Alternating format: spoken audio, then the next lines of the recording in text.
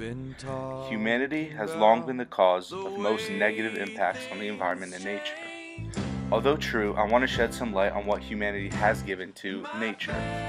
Humans have not only given the natural earth an imprint, but have given the word world a meaning, a sense of interconnectedness, and a social universe that implies the process of cognition.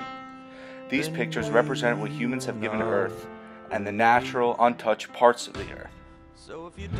A meaning, depth, life, perspective, substance, and the ability for this complex word nature to be seen in a multitude of ways.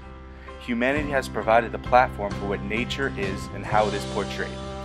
Humans have also preserved natural wildlife with the creation of the national park system. Also, with every breath, humans deliver essential levels of CO2 for plants to be able to continue living.